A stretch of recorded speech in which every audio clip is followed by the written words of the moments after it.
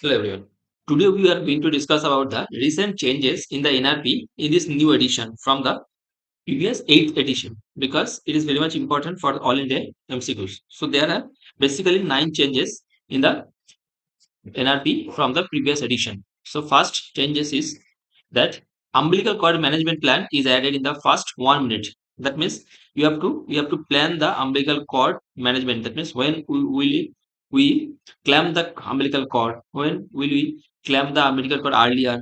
It should be planned before the delivery and it should be included within the first minute of the delivery after delivery. Second change is deferred umbilical cord clamping for 60 seconds in a vigorously newborn baby with intact uteroplacental circulation. That means if the placental circulation is intact, then we in a vigorous baby we should clamp the cord after 60 seconds. So previously it was 30 to 60 seconds. Now it is after 60 seconds. Third changes is that routine suctioning is removed for the initial step of resuscitation. Previously it is optional, but it is now removed from the initial step of resuscitation. Now, PPV, that means positive pressure ventilation, is replaced by the term assisted ventilation. So, in new NRP, that is, a ventilation is only written. Previously, it was PPV, that means positive pressure ventilation. Now, it is called assisted ventilation or ventilation. The fifth one is the PIP. In ventilation, when we start in a term child, then it should be start with a pressure of initial pressure of 25 centimeter of H2 and with a FiO2 more than 35 weeks, then it is 21% oxygen.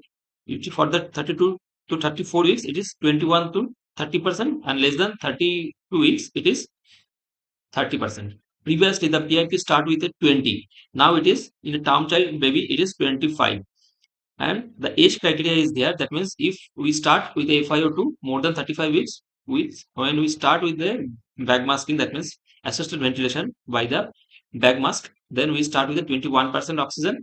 For the 32 to 34 weeks, it is 21 to 30%, and less than 32 weeks, it is 30% FiO2. The sixth one is ventilation rate is now 30 to 60 beats per breath per minute. Previously it is 40 to 60, now it is 30 to 60 breath per minute.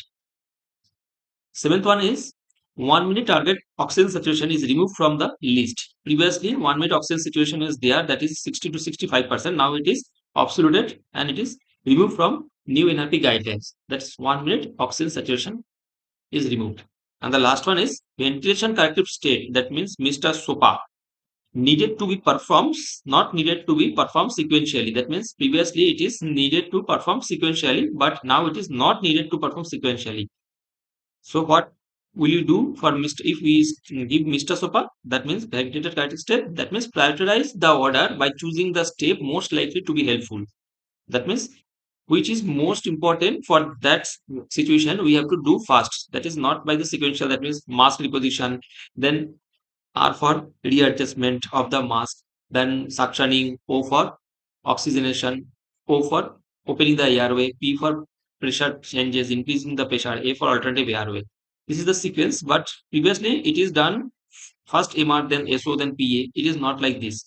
Now, if there is suction is there, then suctioning, we start with the suctioning. That means haphazardly we can do, but for this option, for this situation, what is most important needed, which have to do that as early as possible.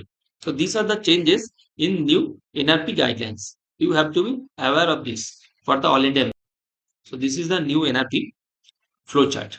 So as I said, the first initial cord management, let's say initial cord management plan is in the new NRP guideline. Second is that ventilation PPV. It is first. It is previously it is PPV. Now it is ventilation, and the target situation start with the 2 minute. Previously it is 1 minute. So these are the changes in the new guidelines. Thank you.